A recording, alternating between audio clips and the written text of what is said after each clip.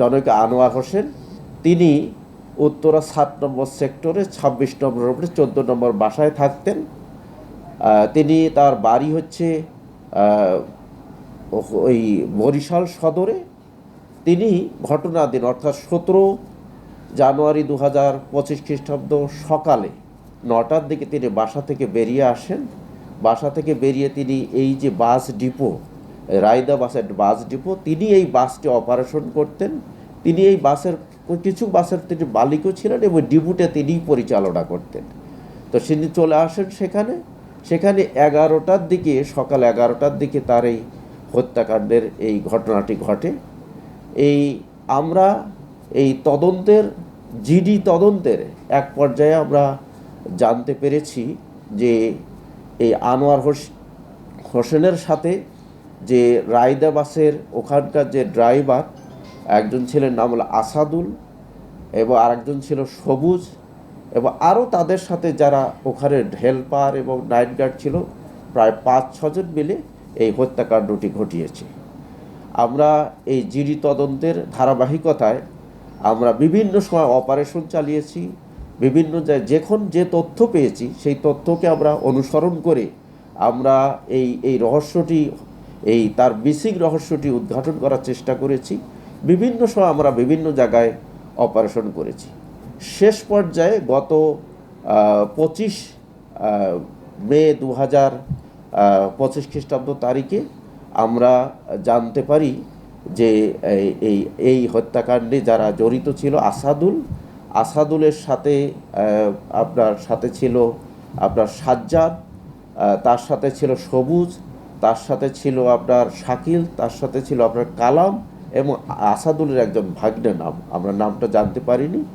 আমরা অপারেশন চালিয়ে আশুলিয়া এবং সাভার এলাকা থেকে আমরা 3 জনকে গ্রেপ্তার করি। 3 জনকে গ্রেপ্তার করে একজনের নাম হচ্ছে আবুল কালাম নামে পরিচিত, একজনের নাম হচ্ছে শাকিল, একজনের হচ্ছে সবুজ।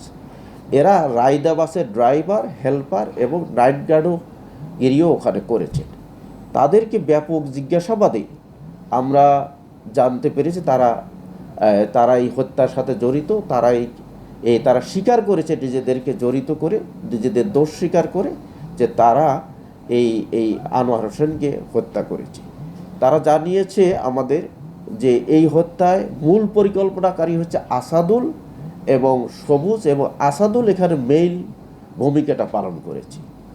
তো এই ঘটনাটি ঘটেছে কিভাবে আমরা তাদেরকে জিজ্ঞাসাবাদে জানতে পেরেছি যে ঘটনাটি ঘটেছে যে জনৈক আনোয়ার হোসেন তিনি এই রায়দা বাসকে ক্রয় বিক্রয় এবং অর্থ দেনা পাওনা নিয়ে তাদের মধ্যে বিরোধ হয়।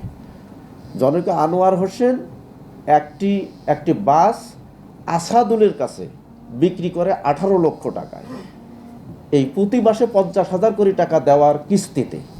কিন্তু এইভাবে আসাদুল প্রায় 12 লক্ষ টাকা পরিশোধ করেছে।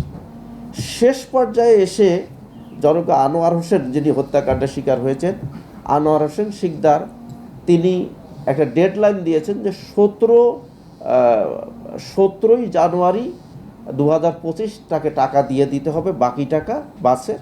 যদি না দিতে পারে তাহলে তার বাসটি সে নিয়ে নেবে এবং তার যে আগে 12 লক্ষ টাকা দেওয়া আছে এই 12 লক্ষ টাকা ফরফিট হয়ে যাবে। এটি আরেকটা ইস্যু হচ্ছে যে সবুজ নামে যে ওখানে আরেকজন নাইট গার্ড ছিল এবং সে বাসও চালাইতো, সেও 2.5 লক্ষ টাকা কাছ থেকে আনোয়ার হোসেনের কাছ থেকে ধার নিয়েছিল। ধার নিলে সে ওই সুদ ইন্টারেস্ট দিতে সেও বলেছে যে 14 লক্ষ টাকা আমি দিয়ে দিয়েছি তাকে, কিন্তু আমার আর এই 2.5 লক্ষ টাকার আর দেনা শেষ হয় না। সে কারণে তারও ওইটা কথা ছিল যে এই টাকাটা দেওয়ার জন্য তাকে খুব প্রেশার বেশছিল।